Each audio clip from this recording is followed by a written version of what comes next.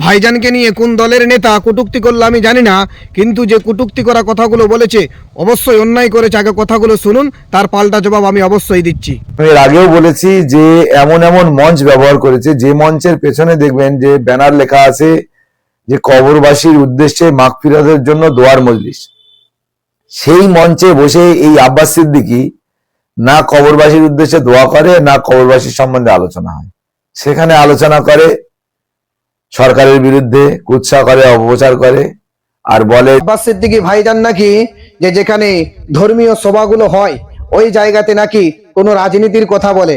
উনি যে কথাটা বলছেন উনি সম্পূর্ণ, আমার মনে হয় উনি একটা মূর্খ মানুষ, যে রাজনীতির বিষয়টাই জানেন না। উনি রাজনীতি কাকে বলে উনি ওটাই বুঝেন না। বাস্তব কথা বলছি, উনি যদি রাজনীতিটা যদি বুঝতে তাহলে উনি কোরআন পড়তে পারতেন। কোরআন পড়ে রাজনীতিটা অবশ্যই বুঝতে পারতো। কেন জানেন? কোরআনে সূরা ইউসুফের মধ্যে আল্লাহ পাক রব্বুল আলামিন অনেক জায়গায় বলেছে, সূরা ইউসুফে রাজনীতির কথা অনেক জায়গায় আছে। কেননা সূরা ইউসুফে রাজনীতির বিষয় নিয়ে যে কোরআনে কথাগুলো বলেছে, নবী ইউসুফ আলাইহিস সালাতু ওয়াস সালামের ভাইরা তার সঙ্গে রাজনীতি করেছিল। হ্যাঁ, এমন ভাবে অনেকগুলো রাজনীতির কথা কোরআনে বলা আছে। কিন্তু যে কথাটা বলছেন উনি কোন দলের নেতা আমি জানি না, আমি ওনাকেও চিনি না, আমি জানি না, কিন্তু উনি আব্বাস সিদ্দিকী ভাইজানের নামে কথাটা বলছে। এখন যে বর্তমান সোশ্যাল মিডিয়ায় যেভাবে চলছে, মুসলমানদেরকে যেভাবে হেনস্থ করছে, তার বিরুদ্ধে আব্বাস সিদ্দিকী ভাইজান কথাগুলো বলছে। তাহলে এনার এখানে কোনো ফাটার রাস্তা নেই, এনার এখানে কোনো জ্বলার রাস্তা নেই। কেননা ইনি আব্বাস সিদ্দিকী ভাইজান যে কথাগুলো বলছে এবং নওশাদ সিদ্দিকী ভাইজান যে কথাগুলো বলছে সম্পূর্ণ মুসলমান, দলিত, আদিবাসী, খ্রিস্টান সবারকে নিয়ে কথাগুলো বলছে। কেন বলছে? যাতে তারা যেন একটু সুস্থতার সঙ্গে বেঁচে থাকে।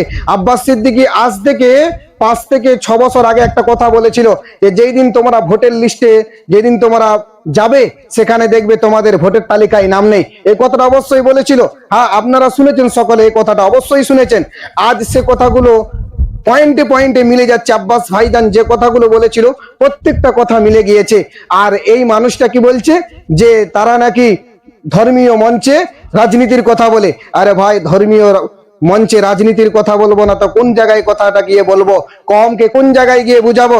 এতগুলো মানুষকে বাড়িতে গিয়ে গিয়ে তো আর বোঝানো যাবে না।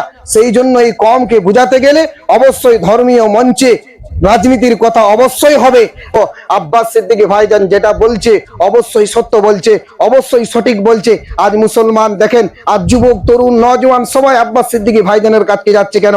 নওশাদ সিদ্দিকী ভাইজানের কাছে যাচ্ছে কেন? তাদেরকে মানুষ ভালোবাসছে কেন? এটাকে সর্বপ্রথম বুঝতে হবে। এই বেকার ফালতু কথা বলতে আসবেন না। আব্বাস সিদ্দিকী কি বলেছে ওটাকে নিয়ে বেশি আর তুলপাড় করবেন না। ওনার সহমত দেন না, যদি সহমত দিতে পারছেন ওনার উল্টো পাল্টা সমালোচনা করবেন না, তার থেকে অবশ্যই দূরে থাকা দরকার। আর হ্যাঁ, এই ভিডিওটা যাদের কাছে গিয়েছে অবশ্যই অবশ্যই ভিডিওটা বেশি বেশি করে শেয়ার করবেন।